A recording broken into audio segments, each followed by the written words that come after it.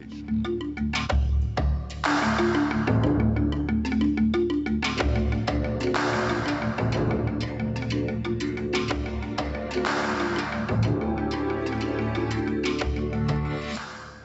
Hallo en welkom by Fokus, ek is Lenet Francis. Vanaand bied ons kykers 'n behoorlike paaseiermandjie vol bydraes. Drank en dwelms meng nie, soos toenemende getalle tieners uitvind. En twee Baaise vroue woon noodgedwonge in sinkhutte nadat hulle onwettig uit hul huise verwyder is. Maar eers ontstoke inwoners op Betty's Bay langs die Kaapse Suidkus is keelvol vir seesand wat hulle waardevolle kuseiendomme bedreig. Sommige sleep nou die Oeverstrand munisipaliteit hof toe. Hulle beweer die munisipaliteit en provinsiale regering doen te min om te keer dat reuse sandduine erwe verswelg en dorpsstrate versper. Sowat 33 eiendomme wat 19 huise insluit word geraak. Regisseur Dani Jeffers doen verslag. Gottlieb van der Merwe en sy gesin is bekommerd. Hulle kyk magteloos toe hoe 'n reuse sandduin nader kruip en alles in sy pad verswelg. Toegang tot hulle erf in Arena Single op Betty's Bay word reeds deur dik sand bemoeilik en hulle vrees dat hulle vakansiehuis ook binnekort onder die sand kan verdwyn. Op die oomblik kan ons eintlik die mense nooi om vir ons te kom besoek as hulle nie 'n viertrekvoertuig het nie, want mense kan omtrent op die oomblik nie by ons eiendom inkom nie.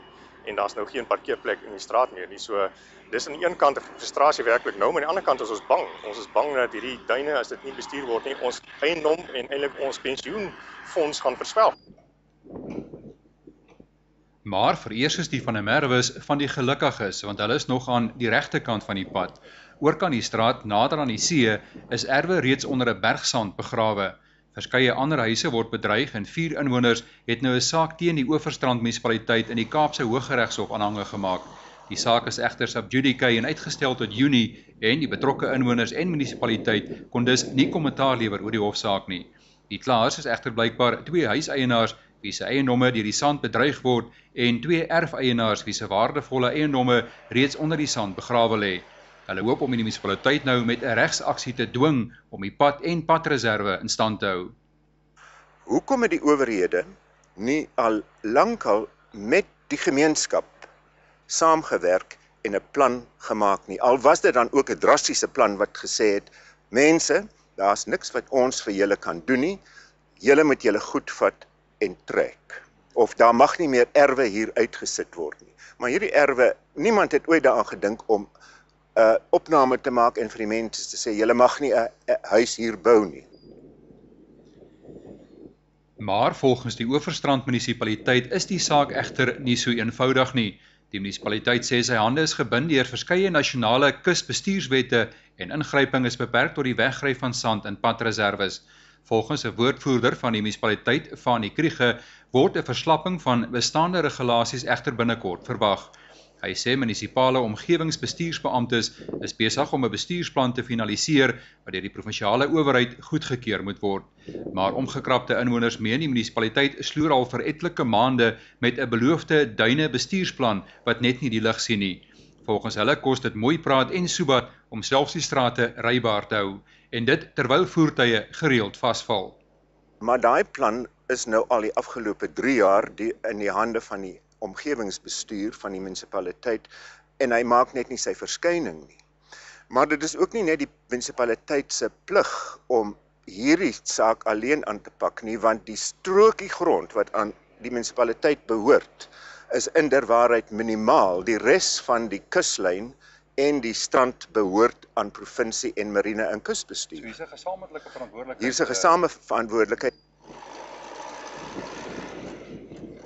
Tydens Fokus se besoek aan die dorp het munisipale voertuie en 'n stootskraper skielik op die toneel verskyn en doelgerig begin sand wegry, tot groot verbasing van die ontevrede inwoners.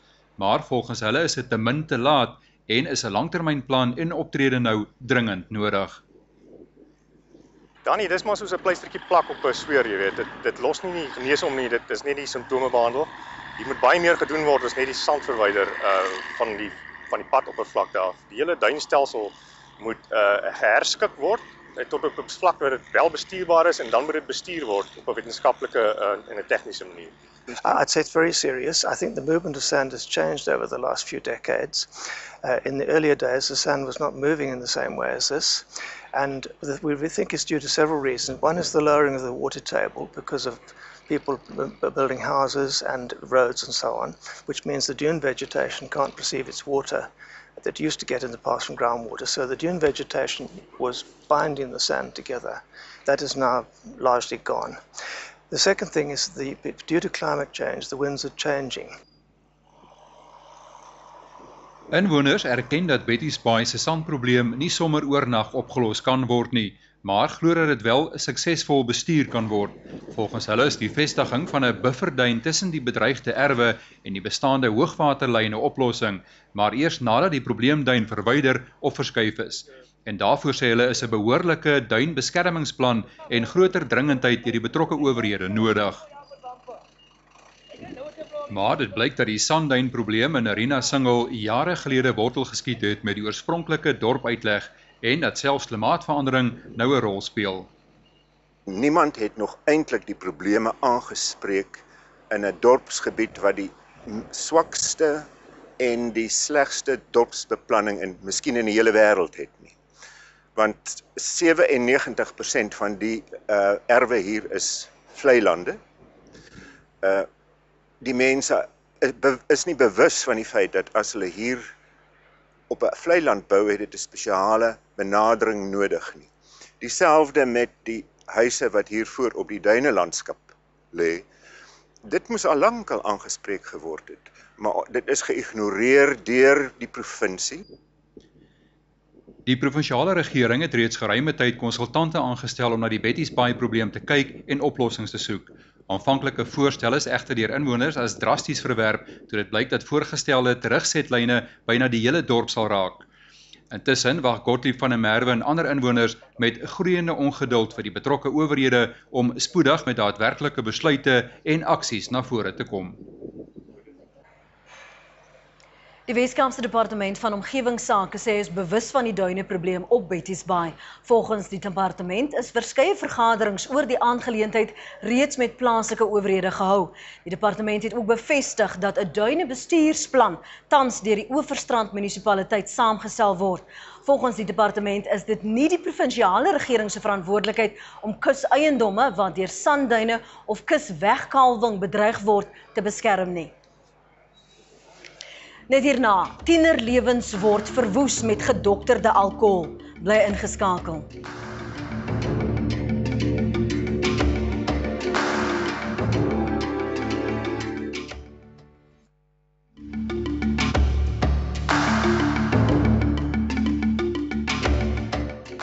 Welkom terug. In die laaste maande het fokus bewus geword van verskeie gevalle waar tieners se drankies tydens huispartytjies of by nagklubs gedokter is. In meeste gevalle doen oortreders dit vir seksuele gewin of sommer as 'n siek grap. Oortreders gebruik 'n mengsel drank en dwelms. Talle jong meisies en vroue is al op die manier seksueel misbruik. Slagoffers ly aan geheueverlies en lewer swak getuienis in die hof en die vermeende misdadigers kom skotvry daarvan af. Hier is regisseur Jolien Phyllis se verslag. Die meisie is gespike by so 'n party. Sy weet nie wat om haar aangang nie en sy gaan lê in 'n kamer. Dis wanneer die seuns inkom en met haar seksuele omgang het. Partykeer meer as een. Baie keer dit film op hulle selfone en dit die volgende dag dan versprei of verkoop.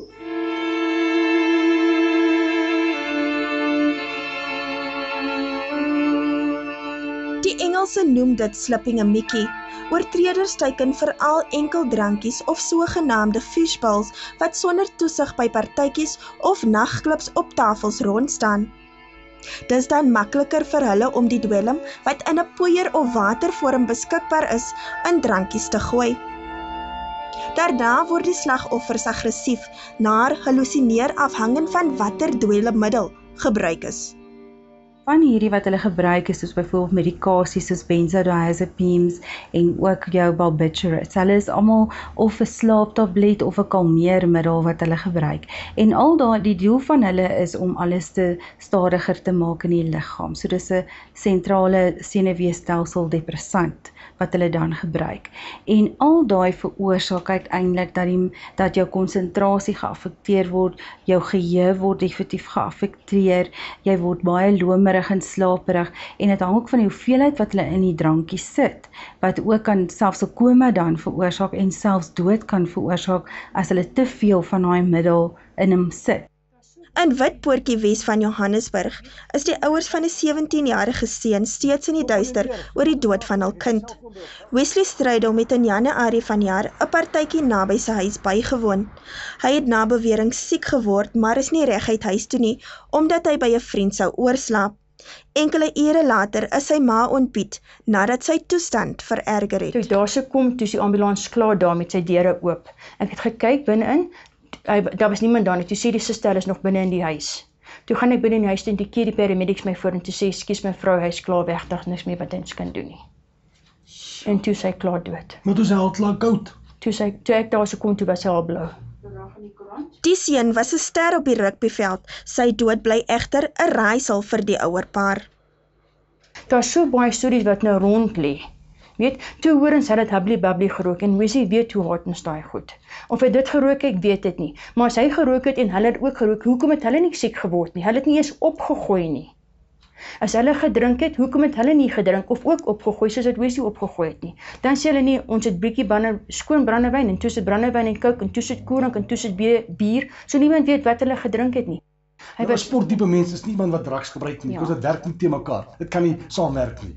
Hy was elke dag soos klokkoek in daai gym in. As hy nie gegym het nie, het hy geswem of trampoline of ietsie, maar daar was nie nog tyd vir drank en drugs.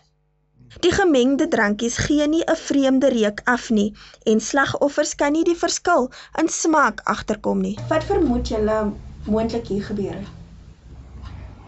Dis 'n eksperiment met waar hy skeef gemaak het. Iemand wou 'n streep getrek het op hom. Dis my opinie. Iemand wou 'n streep getrek het, toe sien wat kan gebeur as ons dit en dit vir hom gee.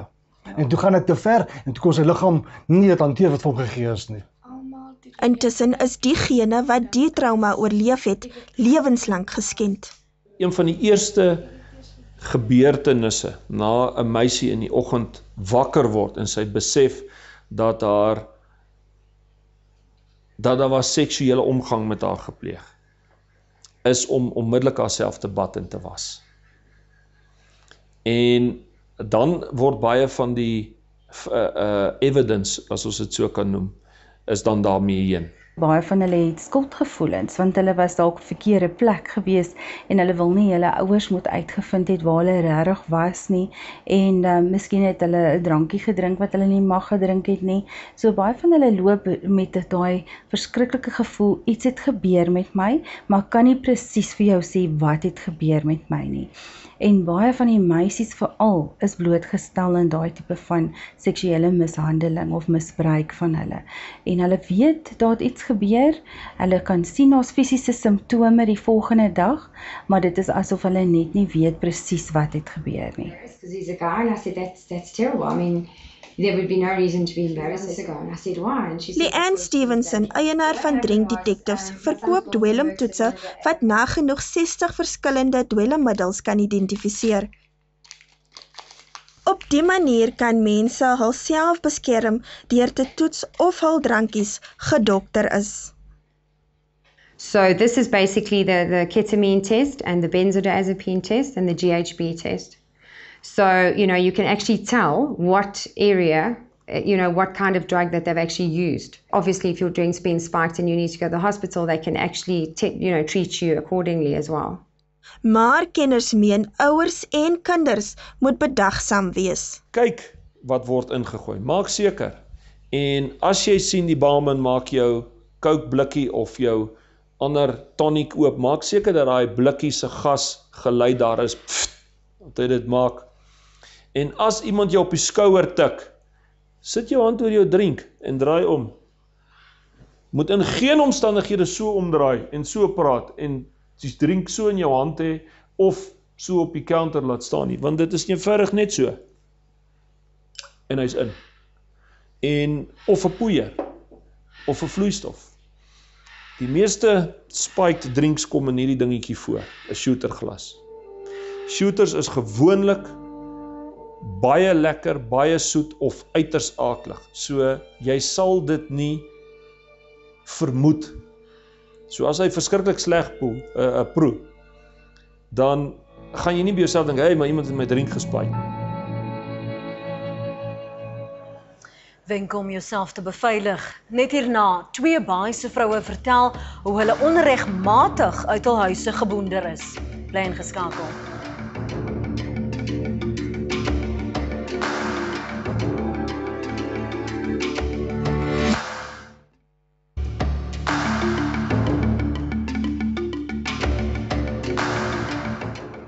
Welkom terug by Fokus. 2 vroue van die Nelson Mandela Bay munisipaliteit sit die Paasnaweek steeds in sinkhokkies. Dit nadat hulle wonings na bewering op onwettige maniere van hulle weggeneem is. Een van hulle, Lena Swarts, woon in 'n sinkhuisie in haar eie agterplaas en Anne du Plessis deel 'n beknopte hut met haar gestremde man. Regisseur Keith Suister en kameraman Sam Sibie die verslag saamgestel.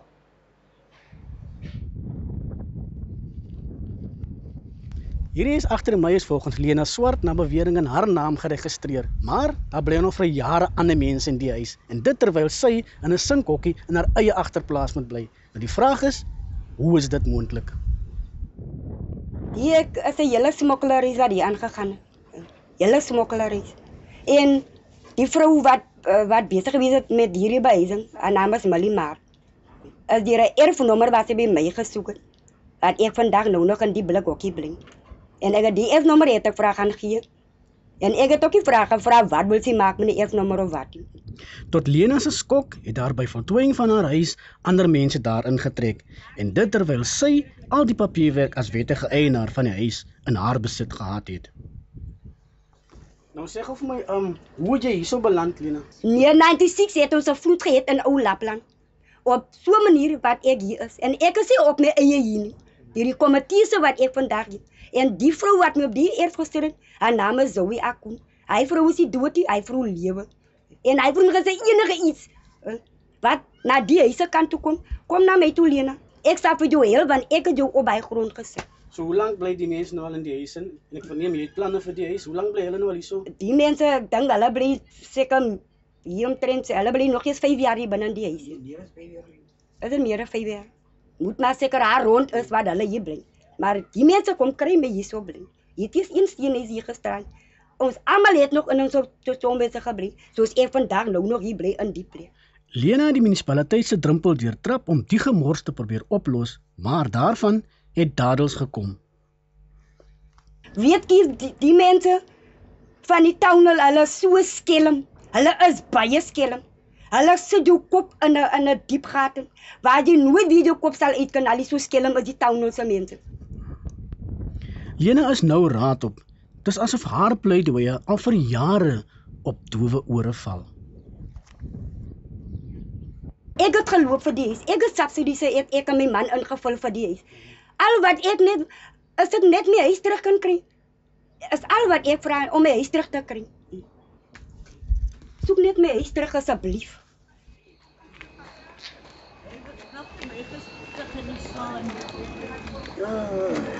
Dit ry? En in Port Elizabeth is Anne du Plessis en haar gestremde man verplig om in 'n klein sinkhokkie in 'n agterplaas te woon.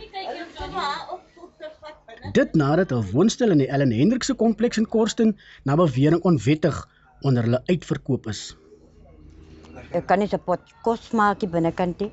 Ek moet my was, dan moet ek my maar die deurtjie toemaak. Is baie ongemaklik, daar kan niks. So jy ook in jou stoel kan ingaan, maar jy kan ook sê dat iemand jou kom bring om te kom sit en gesels en niks nie. Is net vir ons verslaap. Nou hoe eet julle hoe ons koop maar in die winkel uit vir ons iets om te eet of hy gaan werk partymal en dan bring hy maar vir my aan. Of ek loop aan eet ek maar daar by iemand of bring vir hom iets so. of in die winkel. As ons nou kyk na die flat waar julle in gebly het daar so by Ellen Hendriks. Hoe groot was dit geweest? Baie groot. Was gerieflik by ons geweest. Dan het ons slaapkamer gehad, ons badkamer en toilet gehad, ons kombuis was nog groter as hierdie vertrek. Ons kombuis was lekker ruimte en die voorhuis was ook lekker groot. Dit was genoeg gerieflik vir ons geweest. Intussen wag en steeds om te hoor van die moontlike wins wat hulle uit die verkoop van die woonstel kon maak. Hulle sou my weer kom haal tot hier vir, maar had nie een weer opgedaag van die persone wat die flat van my afgevaar het.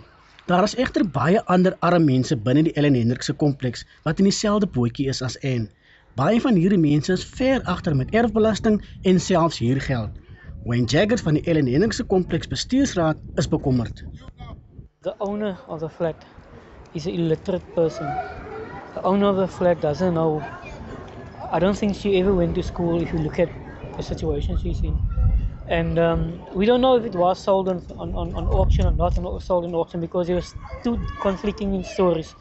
The person currently that bought, according to him, bought the flat told me personally that he went to the attorneys and offered an amount to pay for the flat. And he bought the flat subsequently. But then another guy came forward and informed us that he bought the flat on auction. So that is the reason why we believe there's some foul play involved with the sale of this flat, as two people claim they bought the flat, and I understand that who bought the flat really, and the current owner right now, obviously late claim and obviously did receive the deed of sale or the title deed of the flat. But at the end of the day, it just shows to me that there's some, something that's taken place behind the doors. Hy sê hulle veg kwaai vir die inwoners. This lady, according to what we've picked up on in 2009, owed 2010, 6,000, almost 7,000 rand. And after all the legal fees included, it amounts to 21,000 rand. The flat was sold on the 17th, I think, of June 2010. And up until today, the owner didn't receive a cent of the sale of that flat. And, most of the money, where did it go to? We didn't see in our bank account as a body corporate that money went into our account. Die inwoners wend hulle nou tot plakkaatoptogte. Hulle dreig om reg in eie hande te neem indien onwettighede binne die kompleks nie aangespreek word nie.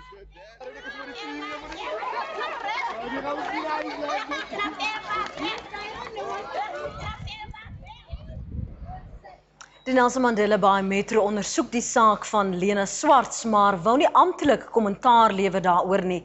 Fokus hou die verwikkelinge en beide gevalle fyn dop. Dit was dan vanaand se fokus. Kykers se kommentaar en voorstelle is altyd welkom. Skryf net die woord fokus, gevolg deur 'n kort boodskap en SMS dit na 34444. 'n SMS kos R2.